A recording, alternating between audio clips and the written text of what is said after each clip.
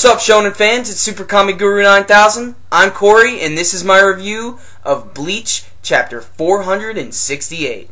First and foremost, this week's chapter didn't exactly blow me away, but on the upside, I think it's been an improvement on what we've seen lately in the last couple of fights that have been happening in this current arc.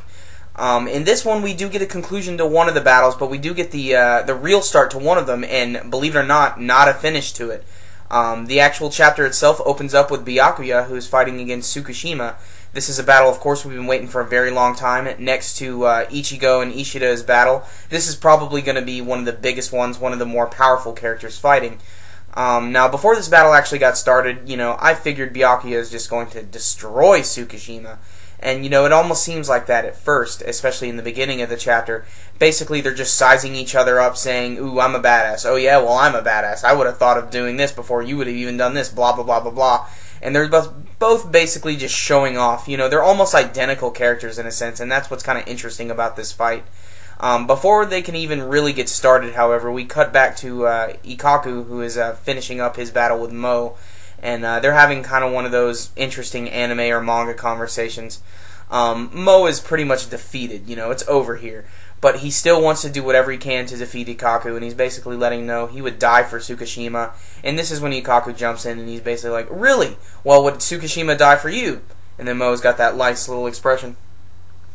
Hell no! Hell no, he wouldn't die for me! Now, he didn't really say that, but you could tell that's exactly what he was thinking in his head, and that's pretty much where their part of the chapter kind of comes to a close. And I guess it's okay. I was hoping for a little bit more from there, but luckily we get back to the battle between Byakuya and Tsukishima, and it's really, really cool. And you can see that Byakuya is using his Senbon Zakura and sending those little flower petals all over the place, tearing shit up. But we now learn that Tsukishima's sword has more abilities than we actually realized. Before we realized that he could actually cut somebody and insert his presence into their past. However, he can now do that with inanimate objects. So basically, he's just sort of running around this little battlefield that they're fighting on, slashing the floor, and what's happening is he's actually creating traps. And it's explained in a sense that he's been there before, and he's able to have set those traps there because he slashed that and he's able to have put his presence there. So that makes him a really, really dangerous opponent, especially for Byakuya, because he can basically, change the battlefield to whatever, he wants to do.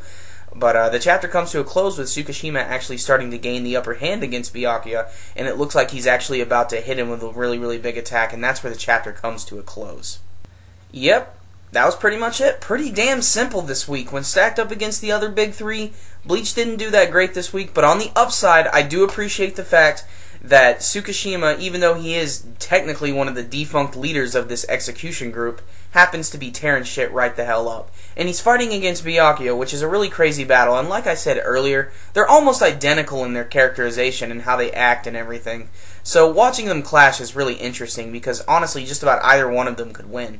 And even though at the end of the chapter, Tsukishima looks like he's got the upper hand, you never know what Byakuya is going to pull out, He's such a powerful character, and even though him and Ichigo have had, their really crazy fights, he never really truly lost to him, as it was so much of a draw. So, Byakuya is an interesting character to read and to watch. I can't wait to see what he's going to do. Hopefully he doesn't lose immediately. If he does, though, it'll be pretty shocking. But it's good to see here that there's a full-brain fight that's not just being ended in, one chapter or in, one big hit. They seem to really be going blow for blow, and that's what's made this probably the most interesting fight so far of this arc. And it's because of that I'm going to give it a 7.5 out of 10 this week. Still an entertaining read nonetheless, but when stacked up against some of the other stuff that I've read this week, it just doesn't really compare. But if you're a fan of Bleach, I still recommend checking it out, as it's still an entertaining read, and it's always cool to see Byakuya, tear shit up. If you guys would like to tell me what you thought about this chapter, you can let me know with your comments below. You can let me know what you thought about the coming fights, and, let me know what you think of this battle so far between Tsukishima and Byakuya. And if you did like this video, make sure to give it a thumbs up, as it helps our name get around the YouTube anime community, and it spreads the love of Bleach. And that concludes this review this time, guys. SuperKamiGuru9000, out!